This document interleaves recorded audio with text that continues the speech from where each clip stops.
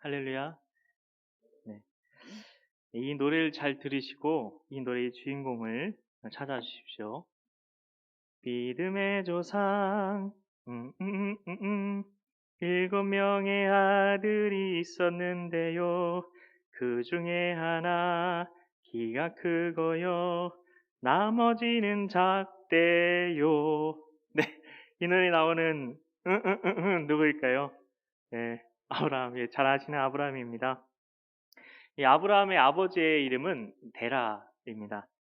이 아브라함은 데라가 70세에 낳은 아들이고요. 나홀과 하란의 형입니다.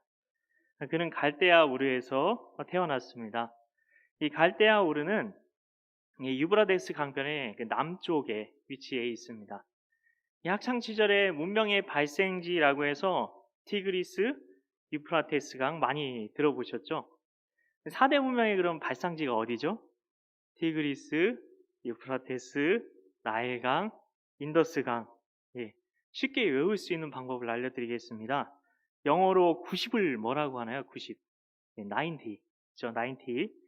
자, 4대 문명의 발상지를 이 충청도 사투리까지 이게 섞으면 완벽하게 쉽게 외우실 수 있습니다.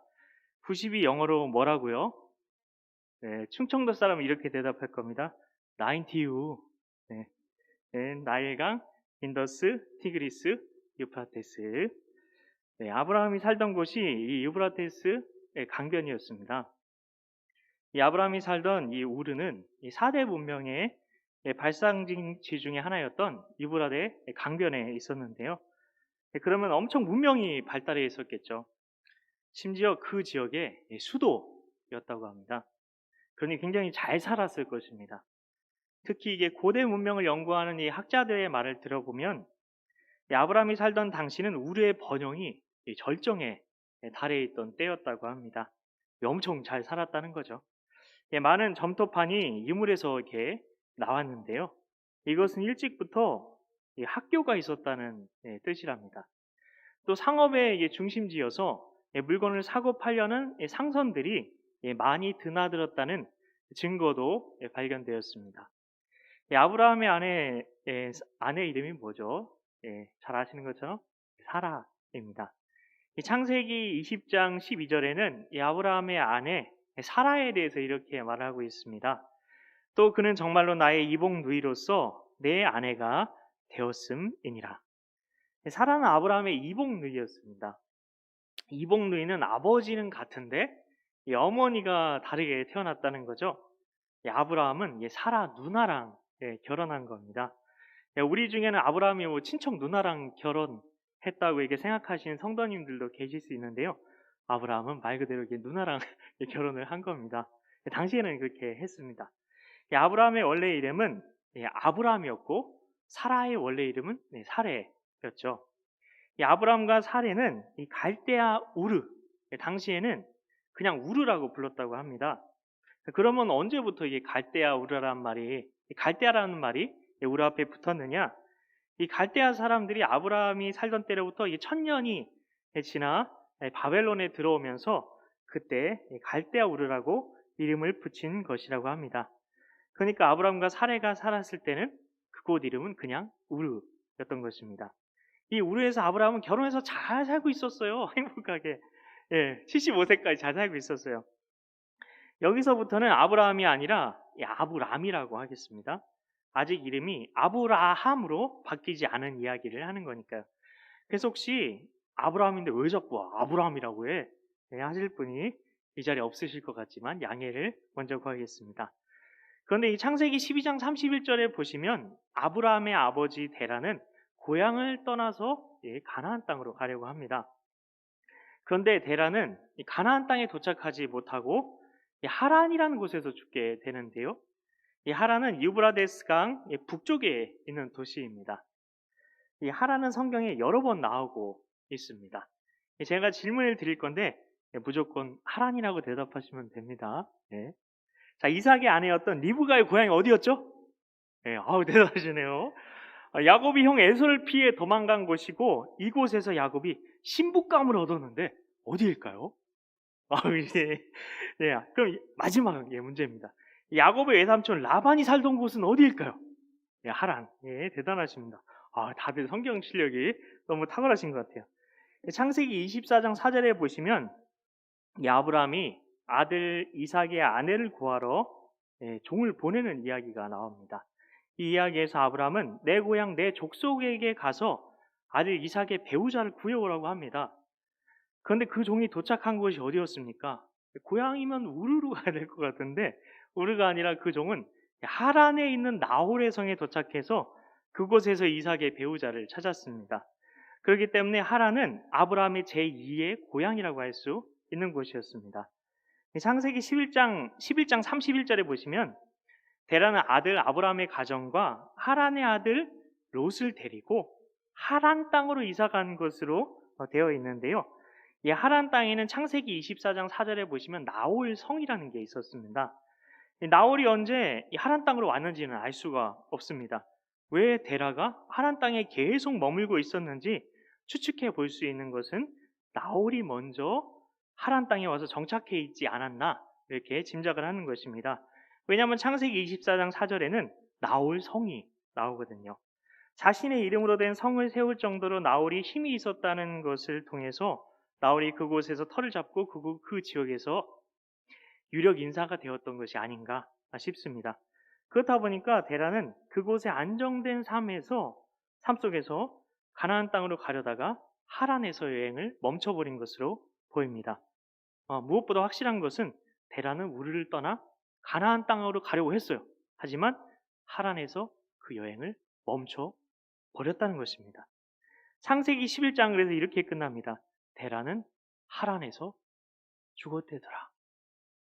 이 데라가 죽은 뒤 바로 12장 1절에서 하나님께서 처음으로 아브라함에게 나타나시는 장면이 나오는데요. 1절 말씀을 다시 한번 읽어보겠습니다. 여호와께서 아브라함에게 이르시되 너는 너의 고향과 친척과 아버지의 집을 떠나 내가 내게 보여줄 땅으로 가라. 아멘. 하나님께서는 처음 만나는 아브라함에게 밑도 끝도 없이 인사도 없이 지금 사는 곳을 떠나서 내가 내게 보여줄 땅으로 가라 이렇게 말씀하십니다. 우리는 아브라함이 어디로 갈지도 모르고 온 가족을 이끌고 무작정 여행을 믿음으로 시작했다고 이렇게 생각을 하기도 합니다. 그런데 그게 아니라는 것을 5절 말씀을 통해서 알 수 있습니다. 5절에 보면 이런 말씀이 있습니다.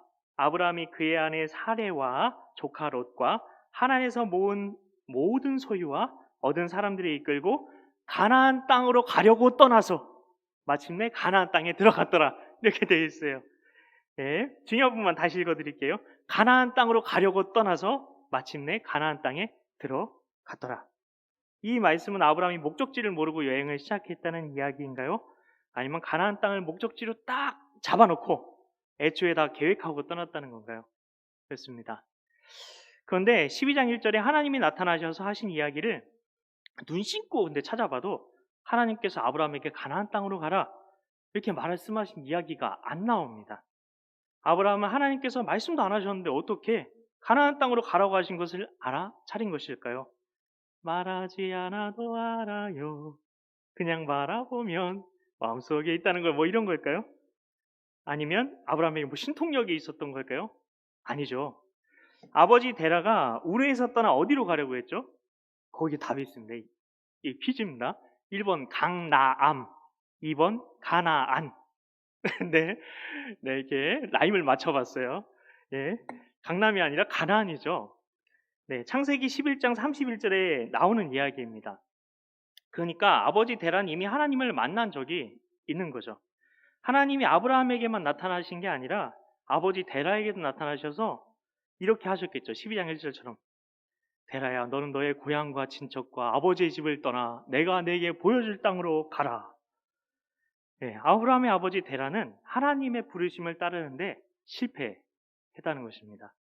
그러면 하나님께서 다른 가정을 택하실 수도 있을 것 같은데 하나님께서는 그렇게 하지 않으셨다는 것입니다. 하나님께서는 포기하시지 않는다는 것입니다. 제가 만약 하나님이었다면 세상에 너 이외에도 사람 많은데 나를 못 믿어? 그러고는 다른 사람을 찾을 것 같아요. 그런데 하나님께서는 이 자리에 있는 성도님들과 같이 자비로우셔서 그렇게 하지 않으셨습니다. 하나님께서 데라를 택하실 때 그냥 대락의 기회에 한번 줘볼까? 이런 식으로 대락을 선택하셨을까요? 아닙니다. 하나님은 사람이 아니시니 거짓말을 하지 않으시고 인생이 아니시니 후회가 없으시도다. 어찌 그 말씀하신 바를 행하지 않으시며 하신 말씀을 실행하지 않으시랴. 다시 한번 읽어드리겠습니다. 하나님은 사람이 아니시니 거짓말을 하지 않으시고 인생이 아니시니 후회가 없으시도다. 어찌 그 말씀하신 바를 행하지 않으시며 하신 말씀을 실행하지 않으시랴. 우리가 잘 알고 있는 민수기 23장 19절 말씀입니다. 이 말씀처럼 하나님은 누구를 택하시고 우리 인생들이랑 다르게 누군가를 부르실 때 후회 같은 거 안 하신다는 겁니다. 하나님이 선택하셨으면 후회 안 하십니다. 하나님이 찜하셨으면 후회 안 하십니다. 우리는 하나님을 전지전능하시다고 고백을 합니다. 전지전능하시다는 게 어떤 거죠? 천지를 만드신 하나님, 온 우주를 창조하신 하나님, 하늘과 땅과 동물, 식물, 인간을 만드신 하나님, 빛과 어둠을 만드신 하나님, 그리고 나를 만드신 하나님, 그리고 무엇보다 나 같은 사람이 이렇게 예수님을 믿게 하신 것. 그것을 한번 생각해 보십시오. 실패와 배신의 아픔 때문에 술과 기생질, 그리고 주먹질로 근방에서 안악골 호랑이로 불리며 페르나의 깡패의 개망난이로 불리던 한 사람이 있었습니다. 오죽하면 사람들은 장날이 될 때마다 그를 만나지 않게 해달라고 빌 정도였던 사람이라고 합니다. 그 사람의 이름은 김익두였습니다. 김익두는 회개하고 목사님이 되었습니다. 목사님께서 이 부흥회를 하시던 중 언덕을 넘다가 잠시 쉬어 가시게 되었는데요. 너무 더워가지고 웃옷을 벗으시고 바위에 앉아서 땀을 식히고 쉬고 계신데 맞은편에서 온 술 취한 사람이 이 깡패 출신의 김익두 목사님을 다짜고짜 막 때리기 시작하는 겁니다. 왜 자기보다 먼저 와서 좋은 자리를 차지하고 앉아 있냐면서 시비까지 겁니다. 근데 김익두 목사님은 아무런 저항도 하지 않으시고 그 매를 다 맞으신 후에 그가 지쳐 쉬자 그 술 취한 사람에게 물었습니다. 형님, 다 때렸을까? 그래, 다 때렸다. 예수는 내가 믿고 복은 형님이 받았습니다. 그래요? 그 사람이 무슨 말인지 몰라서 어리둥절할 때 김익두 목사님이 말했습니다. 내가 김익두요. 이 말을 들은 그 술 취한 사람은 얼굴이 하얗게 질리고 무릎이 풀려 그 자리에 털썩 주저앉은 채로 싹싹 비면서 살려달라고 빌었다고 합니다. 이처럼 우리 인생에서 전지전능한 하나님이 아니시면 하실 수 없는 일들을 우리 모두가 다 겪으셨을 겁니다. 이 대를 택하신 전능하신 하나님의 선택은 완전했고 그랬기에 후회 같은 것은 하지 않으셨다는 것입니다. 물론 성경에 하나님께서 후회하셨다는 말씀이 곳곳에서 나오기는 합니다. 그럼 그런 경우는 어떻게 해석해야 할까요? 후회한다는 말은 히브리 말로 나함입니다. 나함. 강하게 한숨을 내쉬시는 것을 생각하시면 됩니다. 나함 이렇게 하를 길게 발음하시면 바로 그 뜻이 들어오실 겁니다. 국어 사전을 근데 찾아봤더니 후회라는 말은 이전의 잘못을 뉘우치고 잘못을 깨우치고 뉘우친다는 뜻입니다. 국어 사전 그대로 보면 하나님께서 후회하셨다는 말은 하나님께서 내가 잘못했구나 깨우치시고는 뉘우치셨다 이런 말인데요. 그런데 하나님이 앞으로 일어날 모든 일의 가능성까지 다 알고 계시잖아요. 그럼 이런 일이 일어날 줄 모르셨다는 그런 의미인데 도저히 말이 안 되는 거죠. 하나님께서는 이런 일을 미리 다 아셨으면 인간들이 불순종해서 인간들에게 불행한 일이 일어나지 않도록 모든 걸 하나님 마음대로 되도록 다 조종하시면 되는 거 아닌가요? 그런데 하나님께서는 그렇게 하지 않으셨습니다. 왜일까요? 그것과 관련된 이야기가 한 가지 있습니다. 이 아프리카의 콩고 선교사님이셨던 이 헬렌 로즈비어 선교사님을 후배 선교사님이 찾아가서 물으셨습니다. 어떻게 처음 마음을 회복할 수 있겠습니까? 그러자 헬렌 선교사님께서 이렇게 말씀하십니다. 제가 콩고의 정글 감옥에 있을 때 엄청난 일들이 있었습니다. 동료들은 비참한 죽임을 당했습니다. 그때 저는 성폭행을 당했고요. 5개월 동안 감옥에 있으면서 죽음의 공포와 싸워야 했고 여성으로서 수치를 당했습니다. 선교사님은 계속해서 말을 이으셨습니다. 죽음의 공포와 두려움, 하나님에 대한 서운함이 있었을 때 제 마음속에 하나님의 음성이 들렸습니다. 헬렌, 너 나에게 감사할 수 있겠니? 그때 저는 바로 이야기했습니다. 하나님, 저는 감사할 수 없어요. 저와 입장을 바꿔 생각해 보세요. 하나님께서 기뻐하신 일을 하기 위해 이곳까지 와서 복음을 전했는데 제 동료들은 순교당했고 저는 성폭행을 당했어요. 하나님 같으시면 감사하실 수 있으시겠어요? 저는 감사할 수 없어요. 헬렌 선교사님은 노쇠한 몸 때문에 깊은 숨을 몰아쉬면서 계속 말을 이어가셨습니다. 그 말을 했는데 다시 하나님의 음성이 들렸어요. 그럼 헬렌, 내가 너를 믿고 있는 것에 대해서 감사할 수 있겠니? 하나님께서는 헬렌 선교사님에게 말씀해 주신 것처럼 우리를 믿어 주신다는 겁니다. 그렇기 때문에 하나님께서는 언약이라는 방법을 사용하신 겁니다. 언약은 다른 것이 아닙니다. 성경에 언약이라는 말이 많이 나오는데요. 이 법적인 효력이 있는 약속이다 이렇게 생각을 하시면 됩니다. 약속은 서로를 믿으니까 하는 겁니다. 맨 처음 아담과도 하나님께서는 선악과의 언약을 맺으셨습니다. 그러면 노아와 맺은 언약이 있었는데 그건 무슨 언약이라고 할 수 있을까요? 이렇게 무지개 언약이었습니다. 그리고 아브라함과는 어떤 언약을 맺으셨나요? 오늘 이야기의 주인공인 아브라함과는 창세기 17장 10절에 보시면 너희 중 남자는 다 할례를 받으라 이것이 나와 너희와 너희 후손 사이에 지킬 내 언약이니라 이렇게 되어 있습니다. 이 아브라함과 하나님 사이에 맺은 언약은 남자는 다 할례를 받는 것이었습니다. 아브라함과 하나님께서 맺으신 언약은 그렇기 때문에 할례의 언약이다 이렇게 말씀을 드릴 수 있는데요. 이 할례 언약이 별거 아니라고 생각할 수 있겠지만 이 언약은 신약의 오순절 사건까지 연결이 되는 굉장한 언약이었습니다. 나중에 언약에 대해서 더 나눌 때가 있을지 모르겠는데요. 여기서는 하나님께서는 언약이라는 방법을 통해서 사람들을 믿어주시는 방법으로 하나님의 역사를 써 오셨다. 이것을 말씀드리고 싶은 겁니다.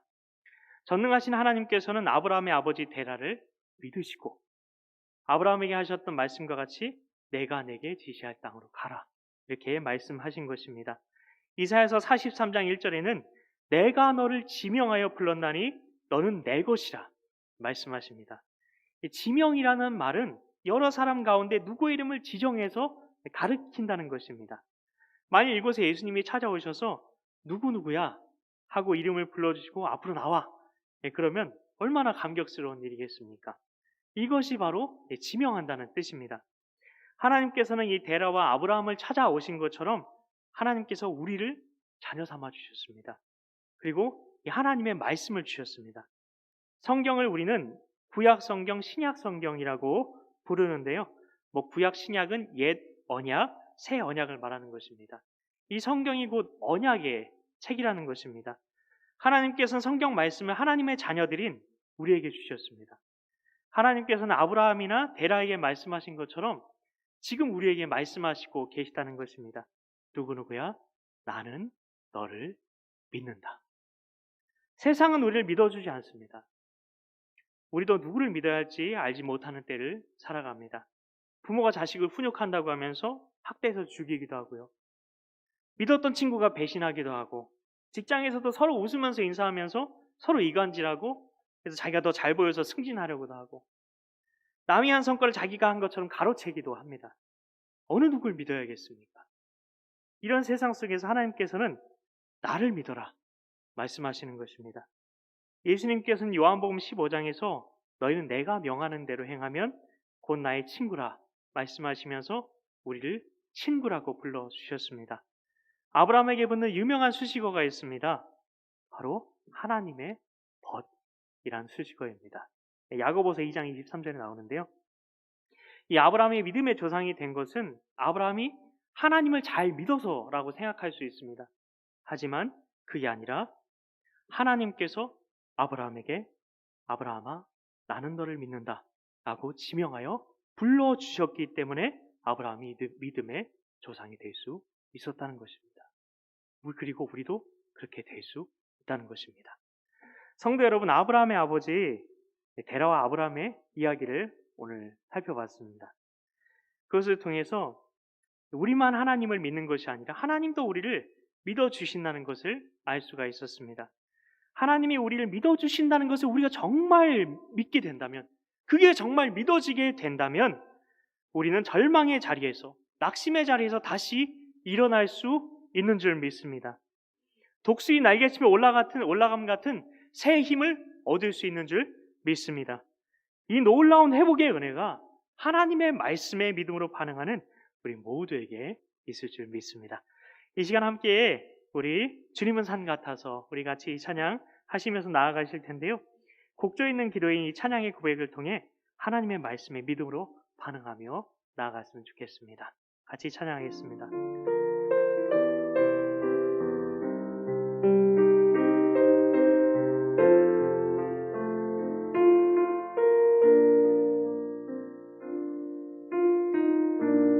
안개가 날 가리고 내 믿음은 들리려 할 때 나 주님께 나아가네.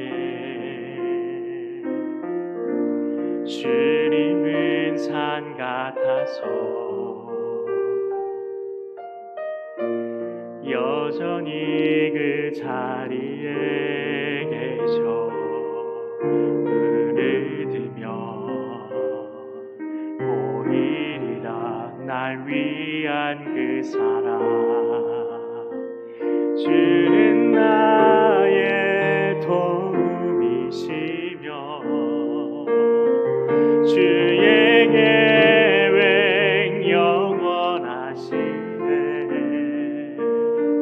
주의 위엄 앞에 믿음으로 순종해 예배드리리. 주님께서 날 이끄시며 주가 항상 함께 하시네. 주의 사랑 안에 믿음으로 순종해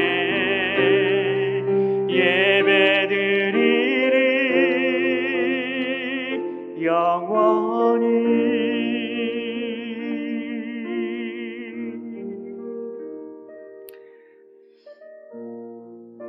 기도하겠습니다.